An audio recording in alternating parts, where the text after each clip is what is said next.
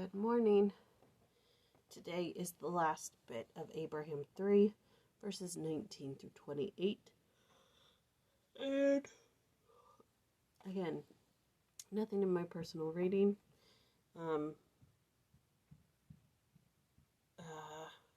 It just talks more about intelligence and how if there's two things, one is more superior than one, and then there's also one that's more superior than that. And then it says that he was called before the world was, and then it talks about how he said, "Whom shall I send?" And then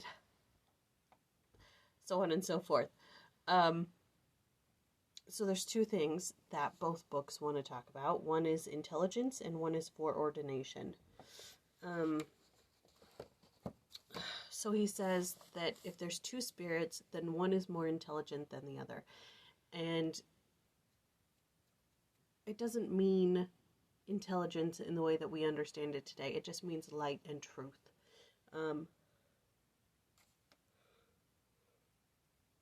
Sorry. Okay. So, as children of God, we are to be seekers of light and truth. If we do not seek these things, we will not be able to comprehend all things. We will not keep the commandments and will thus be unable to receive more light and truth. So that's all for that one. And then this one. Intelligence is an eternal attribute of God and his spirit children. We must therefore look to our Father in heaven as the source of the highest intelligence and wisdom, and strive to magnify the intelligence with which we have been endowed. And then Neal A. Maxwell has to say this.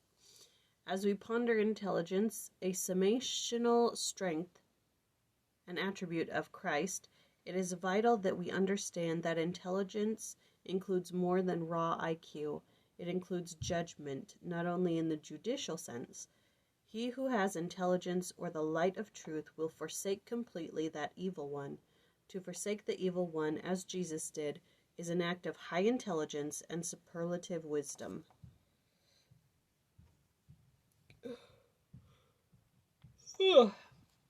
So there you go.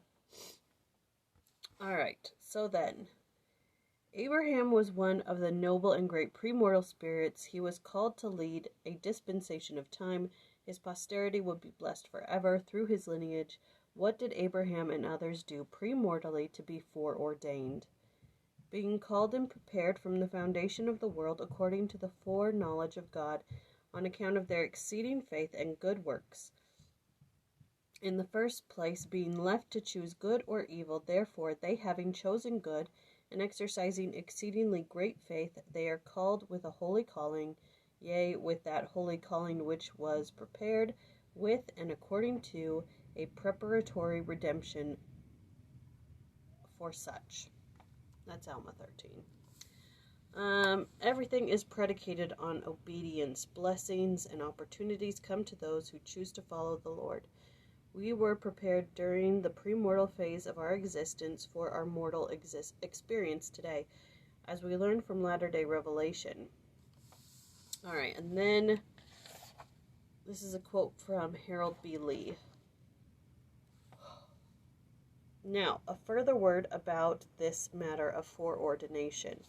The prophet Joseph Smith taught that every man who has a calling to minister to the inhabitants of the world was ordained to that very purpose in the ground council of heaven before this world was.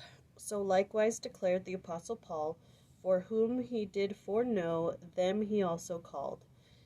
But do not misunderstand that such a calling and such foreordination predetermined what you must do.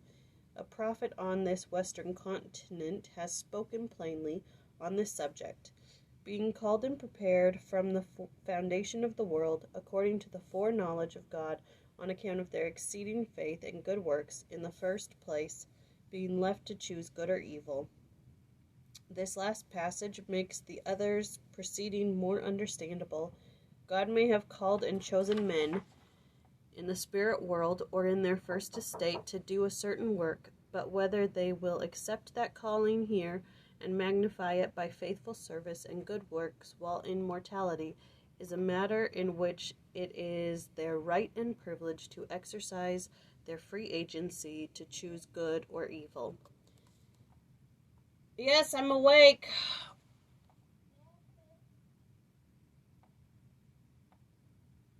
All right, so that is all I have. I hurt my neck last night. Okay. I know it was not from necking. Okay. That was Abraham 3, verses 19 through 28.